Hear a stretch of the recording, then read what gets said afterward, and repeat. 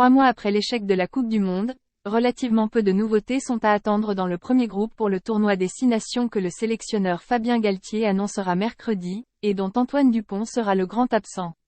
Acte 2, Senyi. Le deuxième mandat de Galtier à la tête des Bleus sera lancé par l'intermédiaire d'un communiqué dévoilant l'identité des 34 joueurs appelés à préparer la réception de l'Irlande le 2 février à Marseille.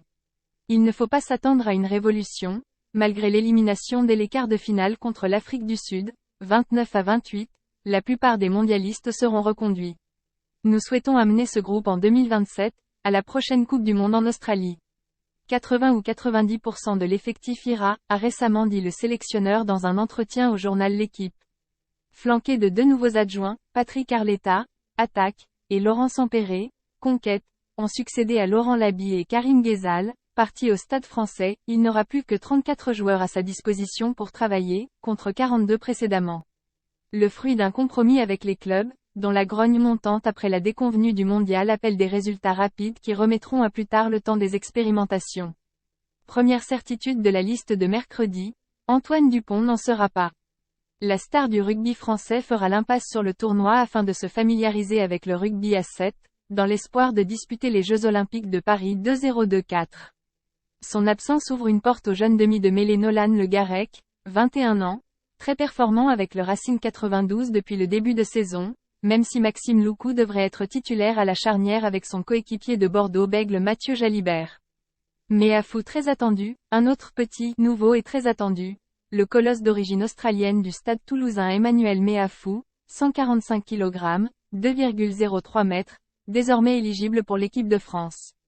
Entre l'indisponibilité de Thibaut Flamand, blessé à un pied depuis décembre, et les déboires judiciaires du Montpelliérain Bastien Chalureau, la deuxième ligne est un des chantiers urgents de Galtier.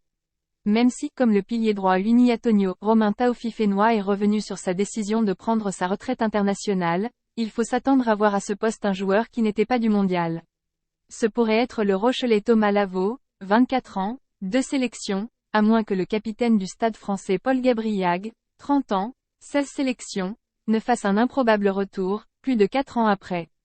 Son coéquipier parisien Léo Barré, 21 ans, en évidence sous le maillot rose ces dernières semaines, peut espérer une première convocation à Marcoussis. Le jeune arrière, également capable d'évoluer à l'ouverture, est en concurrence avec Melvin Jaminet, passé de Toulouse à Toulon en cours de saison, et le joueur de l'UBB Romain Buros. La ligne d'attaque galactique du club girondin devrait être bien représentée parmi les 34, au sein desquels le centre Nicolas Deporter, champion du monde des moins de 20 ans, pourrait être préféré à Arthur Vincent ou Émilien Gaëton. Le pilier gauche Sébastien Taofifénois, 31 ans, 3 sélections, Lyon, le pilier droit Thomas Laclaya, 26 ans, 1 sélection, Racing 92, le talonneur Gaëtan Barlot, 26 ans, 7 sélections, Castres, et l'ailier Mathis Lebel, 24 ans, 5 sélections, Toulouse, peuvent tous espérer un retour chez les Bleus.